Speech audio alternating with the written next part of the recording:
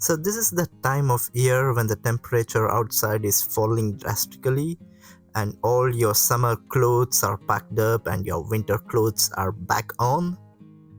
You're probably done with outdoor activities and now you're starting to give more attention to your reef tank. You might also probably be thinking of getting new corals this season. There are so many crazy, beautiful looking corals out there these days.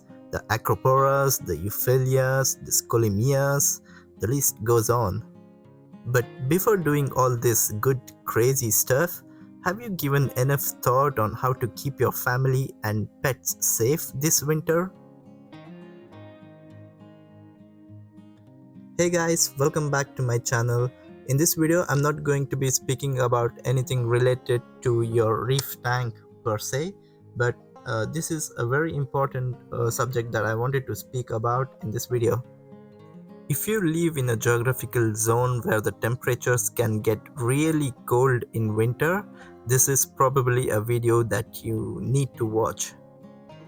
You see, with all this energy crisis going on these days, in countries where it can get really cold during winter, the houses are built almost completely sealed from the external environment.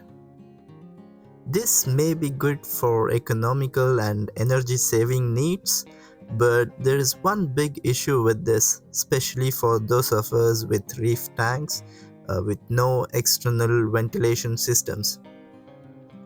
Every winter we get to hear about these mold infested houses during especially these winter times, which can have some serious consequences on your health. So in this video I want to speak about what are molds and what causes these kinds of mold infectations, what is the health issues that you can have if you live in a house which is infected by molds, what is the impact of having aquariums in your living rooms and if it can cause molds in your house, and at last I want to speak about some of the ways you can avoid getting molds if you have a reef tank in your living room. Mold is actually a kind of fungus which can have different kinds of colors to it. The one which is the most common is the black mold. These molds can resist some extreme temperatures. There have been molds that have been found in dry deserts, and even a kind of mold was found in Antarctica. But the molds that are usually found indoors in our homes usually need some kind of humidity and a carbon source, which are usually found in building materials. It also multiplies really quickly by releasing spores into the air, and when these spores find or fall on a damp surface, it grows really quickly and replicates itself. Molds have two requirements to grow really quickly. The first one is the temperature and the second is the humidity. If these conditions are met, the mold can multiply really quickly. In case of temperature, the temperature has to be above 4 degrees Celsius, and below this temperature the multiplication of mold is retarded or slowed down, and this is the reason why your refrigerators or the fridges are held at below 4 degrees Celsius to avoid having multiplication of molds. And the second reason is the humidity. It has been known that if you have a humidity rate of above 60%, it really helps the mold to grow really quickly. Mold can have some serious health implications on your family, so it has to be treated before it gets out of hand. So the question is, do aquariums increase humidity in our living rooms?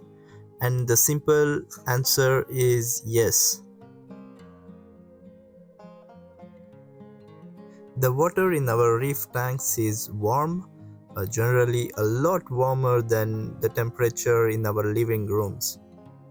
In my case, I had programmed my heater to keep my living room at 18 degrees Celsius during nighttime, and my aquarium used to be kept at 24 degrees Celsius. And in this case, I started to get some kind of molds on the PVC plastic of my windows. The difference of this 6 degrees Celsius was enough to put around 2 liters of water from my aquarium via the evaporation every day. This in turn increased the humidity in my living room to around 80%, which is way over 60%, which is the threshold for mold presence. So there are two solutions to reduce the humidity in the living room. The first is to either reduce the temperature of the aquarium from 24 degrees Celsius to around 23 degrees Celsius and increase the temperature of my living room from 18 degrees to 20 degrees in the night. So the goal here is to reduce the difference in temperature between the aquarium water and the living room ambient temperature. So for me, the solution was to increase the living room temperature from 18 degrees to 20 degrees and reduce the aquarium water temperature from 24 degrees to 23 degrees, which I did for which I took 2 days to reduce, and then I reduced from 23 degrees to 22 degrees. So this is the temperature that I'm keeping my reef tank in right now. This is what works for me, and it may be different for you, and so what I recommend is you try different temperatures and then find that perfect equilibrium between the living room temperature and the aquarium water temperature to avoid having a mold in your living room.